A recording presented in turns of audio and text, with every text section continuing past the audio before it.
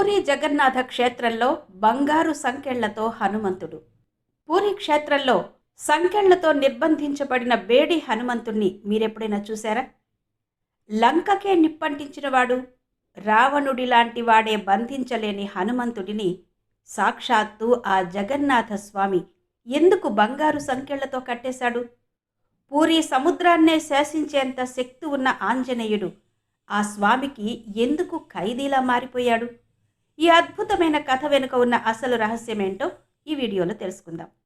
మన పురాణాల్లో ఊహకు కూడా అందని ఎన్నో అద్భుతమైన కథలున్నాయి. వాటిలో ఒకటి పూరీ జగన్నాథుడికి మన పవనసుతుడైన హనుమంతుడికి ఉన్న విడదీయరాని బంధం.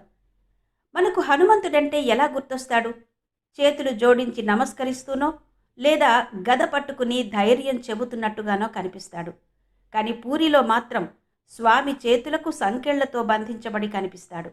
ఆయనే బేడి హనుమాన్. అసలు తన భక్తుడిని ఆ జగన్నాథుడు ఎందుకు బంధించాడు? ఆ సంకెళ్లకు సముద్రపు హోరుకు ఉన్న సంబంధం ఏంటి? ఈ ఇంట్రెస్టింగ్ పురాణ కథ ఈరోజు ఈ వీడియోలో. మరి వీడియోలోకి వెళ్లే ముందు వీడియోని తప్పకుండా లైక్ చేయండి. అలాగే ఈ వీడియో మీద మీ అభిప్రాయాలు కూడా తప్పకుండా కామెంట్ సెక్షన్లో వ్రాయండి.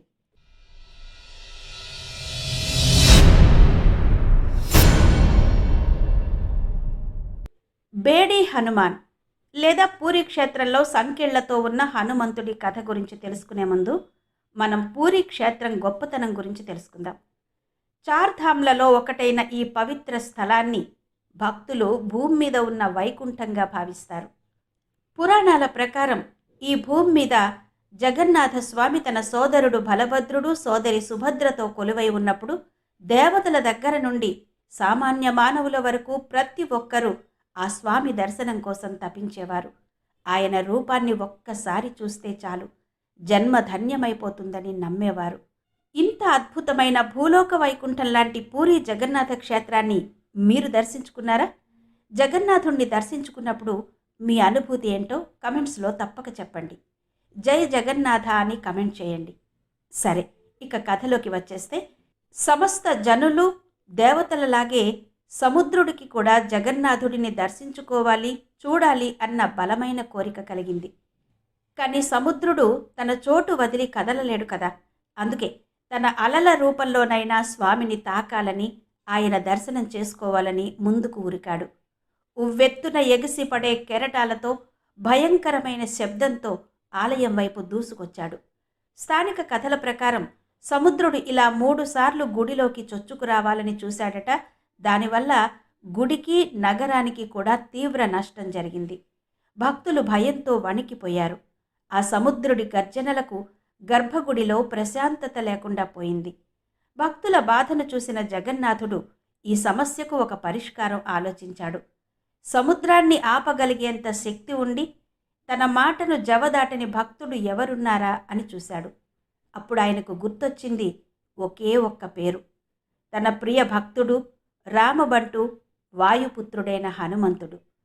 జగన్నాథస్వామి వెంటనే హనుమంతుడిని పిలిచి, పవనసుత, నా భక్తులకు సముద్రుని వల్ల ఇబ్బంది కలుగుతోంది.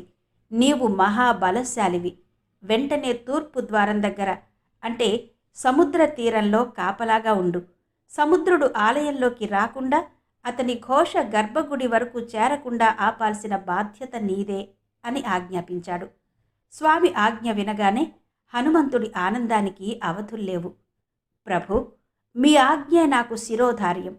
ఈ క్షేత్రానికి ఎలాంటి ఆపద రాకుండా కంటికి రెప్పలా కాపాడతాను అని మాట ఇచ్చి సముద్ర తీరంలో కాపలాగా నిలబడ్డాడు హనుమంతుడు. హనుమంతుడు కాపలాకు నిలబడగానే సముద్రుడు పూర్తిగా శాంతించిపోయాడు. గుడిలో మళ్ళీ ప్రశాంతత నెలకొంది. భక్తులు హాయిగా స్వామిని దర్శించుకోసాగారు. రోజులు గడుస్తున్నాయి. హనుమంతుడు తన పనిని ఎంతో నిబద్ధతతో చేస్తున్నాడు. కానీ ఆయన మనసులో ఏదో తెలియని వెలితి. తన ఆరాధ్య దైవమైన జగన్నాథుడిని చూడకుండా ఒక్క క్షణం కూడా ఉండలేకపోతున్నాడు. స్వామి సేవ చేస్తున్నా ఆ స్వామినే చూడలేకపోతున్నానే అనే బాధ ఆయనను తినేయసాగింది. పురాణ కథల ప్రకారం హనుమంతుడి ఈ బలహీనతను సముద్రుడు గమనించాడు. ఒకరోజు హనుమంతుడితో, ఆంజనేయ, రేయింబవళ్ళు ఇక్కడ కాపలా కాస్తున్నావు సరే, కానీ నీ స్వామిని చూసుకోకుండా ఏం భక్తి నీది? ఆయన కమలం లాంటి కళ్ళు చూసి ఎన్ని రోజులైంది నీవు? దేవుడి దర్శనం కన్నా గొప్ప భాగ్యం ఉంటుందా అని హనుమంతుని భక్తిని మరింత రెచ్చగొట్టాడట. ఆ మాటలతో హనుమంతుడి మనసు కరిగిపోయింది. నిజమే కదా, స్వామిని చూసి చాలా రోజులైంది అనుకున్నాడు. ఇక అప్పటి నుండి అర్ధరాత్రి సమయంలో సముద్రుడు కూడా శాంతంగా ఉన్నాడు కదా అని అనుకుని ఎవరికీ తెలియకుండా మెల్లగా తన స్థానం నుంచి కదిలి జగన్నాథుని దర్శనం కోసం గుడిలోకి వెళ్ళేవాడు. అసలు కథ ఇక్కడే మొదలైంది. హనుమంతుడు తన స్థానాన్ని వదిలి వెళ్ళగానే అడ్డుకునేవారు లేకపోవడంతో సముద్రుడు కూడా ఆయన వెంటే మెల్లగా గుడిలోకి ప్రవేశించడం మొదలుపెట్టాడు. హనుమంతుడు దర్శనం ముగించుకుని తిరిగి వచ్చేసరికి గుడి ప్రాంగణం మళ్లీ నీటితో నిండిపోయేది. ఇలా చాలాసార్లు జరగడంతో జగన్నాథుడు తన భక్తుడి ఈ చిన్న తప్పిదాన్ని ప్రేమతో గమనించాడు. హనుమంతుడి భక్తి గొప్పదే, కానీ కర్తవ్యం కూడా ముఖ్యమే కదా. తన భక్తుడు స్థానం వీడకూడదు. అలా అని తనను చూడాలని భక్తుని తపనను కాదనలేడు. అప్పుడు జగన్నాథుడు ఒక అద్భుతమైన లీలను చూపించాడట. ఆయన హనుమంతుడిని పిలిచి, ఆంజనేయ, నీ భక్తికి నేను ఎంతో మెచ్చాను. కానీ నువ్వు నీ స్థానాన్ని వీడడం వల్ల ప్రళయం వస్తోంది. నువ్వు ఇక్కడే ఈ తీరంలోనే స్థిరంగా ఉండాలి. నా దర్శనం కోసం నువ్వు లోపలికి రావద్దు. కానీ నువ్వు మళ్ళీ మళ్ళీ నీ స్థానాన్ని వీడకుండా ఉండేందుకు నేను నిన్ను నా ప్రేమతో బంధిస్తున్నాను అని చెప్పి తన చేతులతోనే హనుమంతుని చేతులకు కాళ్లకు సంకెళ్ళు వేశాడట. అది శిక్ష కాదు, ఒక ప్రేమ బంధనం. తన భక్తుడు తన మాట వినేలా, అదే సమయంలో తన రక్షణలో ఉండేలా స్వామి వేసిన ఒక దివ్యమైన బేడి అది అని చెబుతారు. పురాణాల ప్రకారం ఆ బంధనం బంగారు గొలుసులతో జరిగిందని చెబుతారు.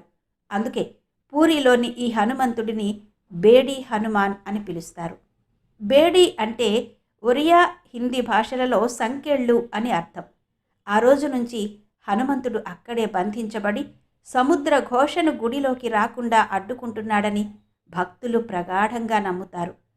మరి మీరు పూరి జగన్నాథుని క్షేత్రాన్ని దర్శించుకున్నప్పుడు బేడి ఆంజనేయుణ్ణి దర్శించారా? కమెంట్స్లో తప్పక చెప్పండి.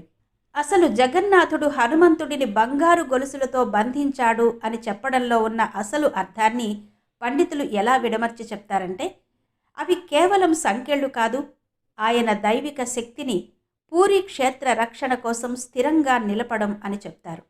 అంటే ఆ సంకెళ్లతో జగన్నాథుడు హనుమంతుడిని బంధించలేదు, ఆయన అపారమైన శక్తిని ఆ క్షేత్రానికి ఒక రక్షణ కవచంగా మార్చాడు. చూశారు కదా, పూరి క్షేత్రానికి హనుమంతునికి ఉన్న బంధం ఎంత అద్భుతమైనదో. ఒకవైపు స్వామి ఆజ్ఞను పాటించాలనే కర్తవ్యనిష్ట, మరోవైపు స్వామిని చూడాలనే బలమైన కోరిక. స్వామి భక్తి, ఈ రెండిటి మధ్య నలిగిపోతున్న తన భక్తుడిని చూసి జగన్నాథుడు అతన్ని ప్రేమతో బంధించిన ఈ లీల మనందరికీ ఒక గొప్ప పాఠం. దేవుడు తన భక్తులను ఎప్పుడూ శిక్షించడు.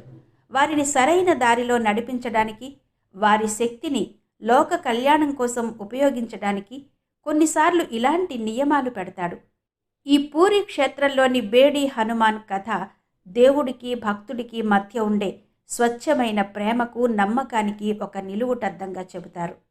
మీరెప్పుడైనా పూరి వెళ్ళినప్పుడు సముద్ర తీరంలో ప్రశాంతంగా కానీ ఎంతో శక్తివంతంగా కొలువైన ఈ బేడి హనుమంతుడిని దర్శించుకోవడం మాత్రం అస్సలు మర్చిపోవద్దు. ఆయన చేతులకు ఉన్న ఆ బేడీలు బానిసత్వానికి గుర్తు కాదు, జగన్నాథుని ప్రేమకు, పూరి క్షేత్ర రక్షణకు ప్రతీక అని మాత్రం గుర్తుంచుకోవాలి. మరి ఈ వీడియో మీకు నచ్చిందా?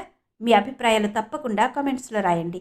మరో ఆధ్యాత్మిక విషయంతో మళ్ళీ మీ ముందుంటాను. అంతవరకు సెలవు. నమస్తే.